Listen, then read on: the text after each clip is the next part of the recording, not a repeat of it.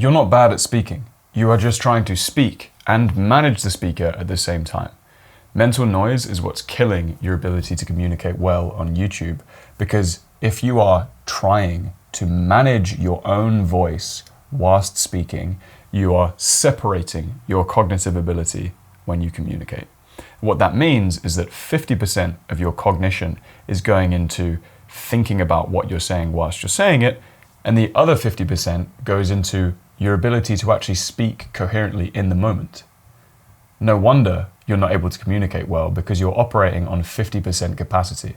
So what if you could align thoughts and words so exactly what you think comes out of your mouth as you are speaking, and all of your cognition is in the words that are coming out of your mouth? Then you're opening up 100% of your cognitive ability when you speak, which is going to make you a far better communicator on YouTube. Now, this isn't just about speaking coherently, it's also about speaking authentically, tapping into your true self when you speak.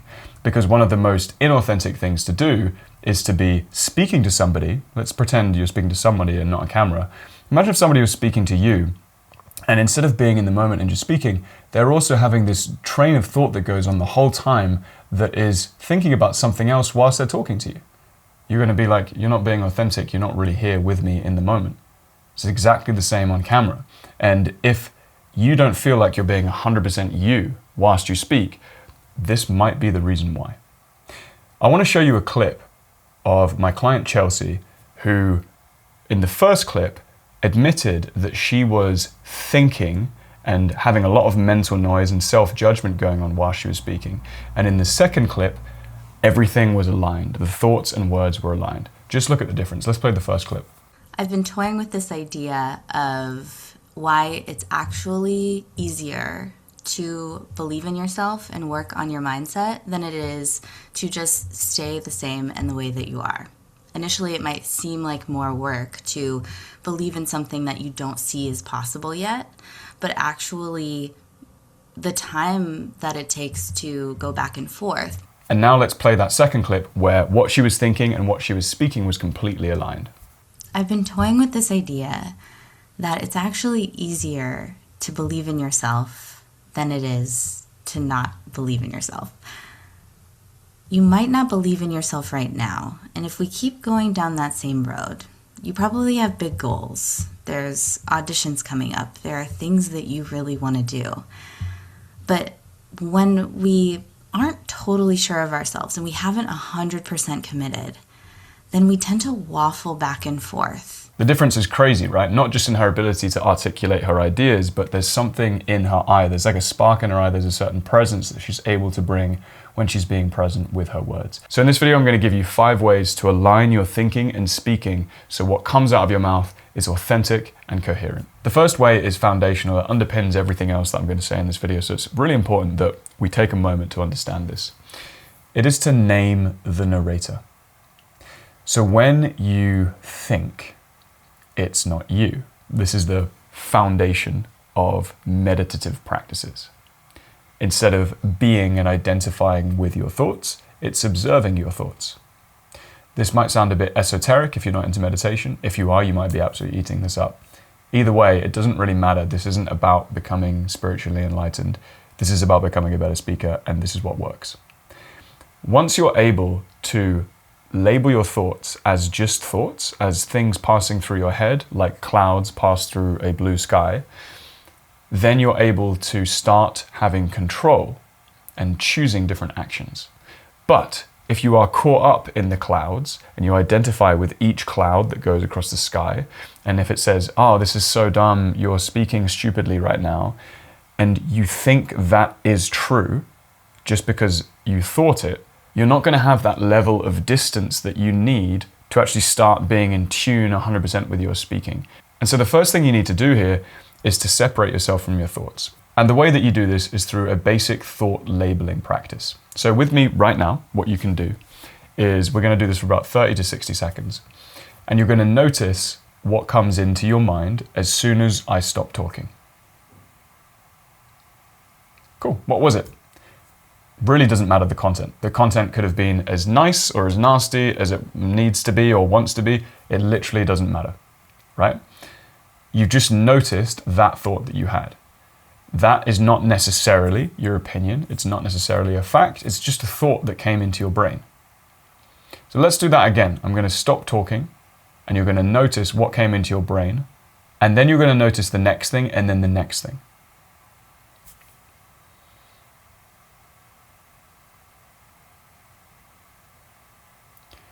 Interesting, right? Your thoughts might start building off of each other. So you might have had a thought, then a thought about the thought, and then a thought about something else or going deeper. Your thoughts start doing things that you can't control. And that's totally fine. Once you do this a few more times, and I'd recommend doing this for about 5 minutes at the beginning of your day, just to start observing your thoughts rather than being them, you will be able to keep talking even when you have thoughts that aren't supporting you. And so you'll be able to keep going, to keep speaking even when a thought comes, and then redirect your focus and attention into speaking more and speaking more. And even when a thought comes that says this is dumb, you can just redirect your focus and be 100% aligned with your speaking again. If you're not able to do this, all you're going to do is a thought's going to come that says this is dumb, you're going to believe it, and then you're going to stop the video. So foundational to everything in this video is to name the narrator. And by the way, if you want a quick guided meditation where I'm going to guide you through the perfect mindset to be in before you talk to camera, that is free in the description below. Go and check it out, put it on next time you speak, and witness the difference. This next way prevents you from feeling like you are on a train that's about to lose its wheels and crash off of a cliff when you speak. You start getting this feeling when you are speaking in a sentence that never ends and you don't know how to end it or don't know how to close your point. So you just keep going and hope for the best. So you're talking and talking and talking, and you will keep saying more things because you will keep saying other things, but you will keep saying other things and you will keep saying other things, and you have no idea how to actually wrap this point up into a pithy conclusion. When you speak in these really elongated sentences that never end, it's a great opportunity for your mind to start thinking, oh mate, wrap this up, be done. And so this technique helps align your thinking and speaking because it forces your mind to engage with your words. And the technique is to simply speak in sentences. Be aware of the grammar of how you are speaking in the moment. So for example, I could be talking right now, and I can be aware that right now I'm going to put in a comma, and then I'm going to keep talking for a little bit, dash, and then I might end my sentence right now, full stop. And so by being aware of the grammar that I'm using when I'm speaking, my mind is engaging in what I am saying. And more than a technique to make you speak coherently, although it does that as well, it does two very important things. One, it prevents you from using those endless sentence connecting words like and, but, because all the time to keep your sentences running forever, and it forces you to end your sentences. But it also literally gives your mind an activity to do whilst you're speaking, which connects your mind with your words.